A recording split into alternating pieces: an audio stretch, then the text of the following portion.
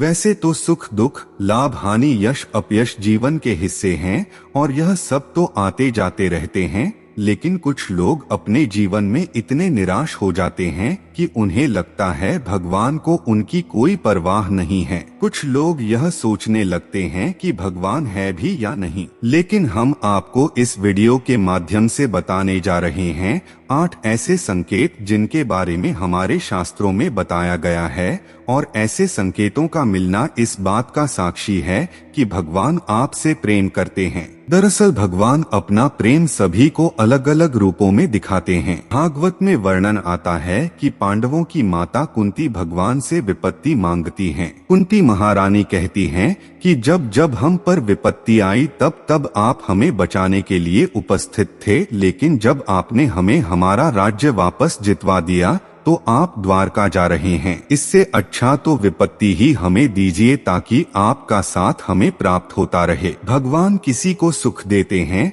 तो किसी को दुख देते हैं। इसी तरह जब पांडव भीष्म पितामह के पास जाते हैं तो भीष्म पितामह उनसे कहते हैं कि तुम पांचों बहुत ही शक्तिशाली हो और द्रौपदी तो यज्ञ से उत्पन्न हुई कन्या है जिसको यह वरदान है कि वह जिस घर में भी रहेगी वहाँ कभी भी भोजन की कमी नहीं रहेगी। फिर भी तुम लोगों को इतना दुख देखने को मिला, तुम्हारा राज्य छीन लिया गया और तुम्हें अन्याय से वन में भेज दिया गया। तुम्हें जलाकर मारने की कोशिश की गई और क्या क्या षड्यंत्र तुम्हारे साथ नहीं किया गया। भगवान की लीला भगवान ही जाने, ना जाने भगवान अपना प्रेम किस को किस रूप में दिखाते हैं। इस दुविधा को दूर करने के लिए हम शास्त्रों में वर्णित 8 ऐसे संकेतों के बारे में बताने जा रहे हैं जो यह बतलाते हैं कि भगवान आपसे प्रेम करते हैं। पहला संकेत है कि अगर ईश्वर आपसे प्रेम करते हैं तो आप जो कुछ भी करेंगे उसमें विफलता मिलेगी। आपको विफलता तब तक देखने को मिलेगी जब तक आप जीवन के सही उद्देश्य को समझ नहीं जाते। दूसरा संकेत है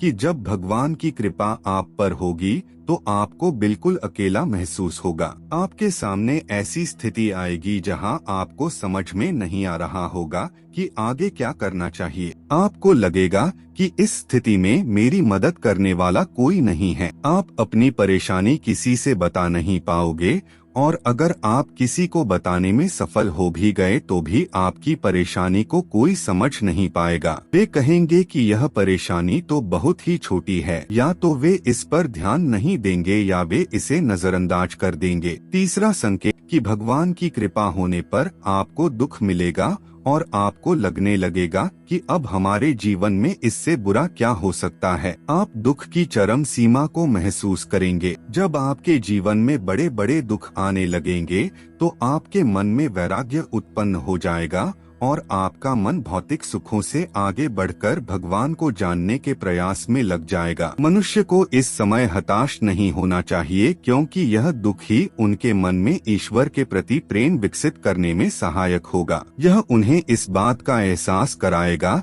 कि यह संसार दुखालय है और भगवान को प्राप्त करने में ही सार है। चौथा संकेत, आपकी सारी उम्मीदें टूट जाएंगी और ऐसा होने पर आपके अंदर एक नई ही खोज शुरू होगी। ऐसी खोज जिसमें आप अपनी कमियों को जानेंगे और अपनी विफलता का कारण ढूंढ लेंगे। आप खुद से सवाल करना शुरू कर देंगे और यही सवाल आपको अपने आप से जुड़ने में मदद करेंगे। यह जुड़ाव ही आपके जीवन में एक नया बदलाव लाता है। पांचवा संकेत है कि भगवान अगर आपके साथ हैं तो आपके चरित्र में बदलाव होने लगता है। जब आप खुद से जुड़ते हैं और अपनी खामियों को जानते हैं तो आप इनमें सुधार करने का भी प्रयास करते हैं। इससे आप अपने आप को बदलने की प्रक्रिया शुरू कर देते हैं। आप पहले से अधिक शांत और स्थिर हो जाते हैं।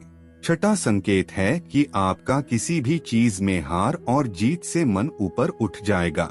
यह समय होगा जब आप पूरी तरह बदल चुके होंगे और आपका जीवन को देखने के नजरिए में परिवर्तन आ चुका होगा। आप हार और जीत से ऊपर उठ जाएंगे और किसी भी काम को लाभ और हानि का विचार किए बिना करेंगे। इस तरह की स्थिति होने पर आप बाहर हो रही चीजों से विचलित नहीं होंगे और अपने अंतर्मन में ही स्थिर रहेंगे। आप भगवान में इतने खोए रहेंगे कि आपको बाहर से मिल रहे दुख और सुख दोनों ही विचलित नहीं कर पाएंगे। सातवां संकेत एक परीक्षा के रूप में होता है।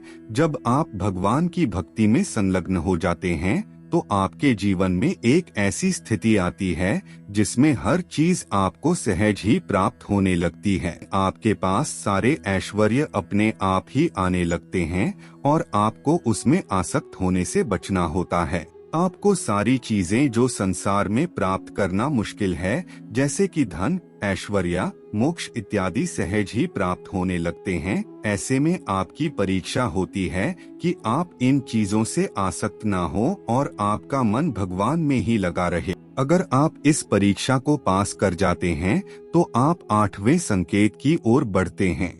8वें संकेत में आप भगवान से मिल सकते हैं और उनसे बात कर सकते हैं, जैसे कि आप एक आम आदमी से इस वक्त करते हैं। इस संकेत के मिलने के बाद आपके मन में जरा भी संशय नहीं रह जाएगा कि भगवान आपके साथ हैं या नहीं, क्योंकि आप हर समय भगवान के साथ रहेंगे। दोस्तों, यह थे विभिन्न शास्त्रों में दिए गए कुछ संकेत जिनके मिलने पर आप समझ सकते हैं कि भगवान आपसे प्रेम करते हैं। भागवत के एक श्लोक में भगवान स्वयं कहते हैं कि मैं जिस पर कृपा करता हूँ उसका धन हर लेता हूँ। धन चले जाने से उसके सगे संबंधी उसे छोड़ देते हैं और वह तरह तरह के दुख पाता है।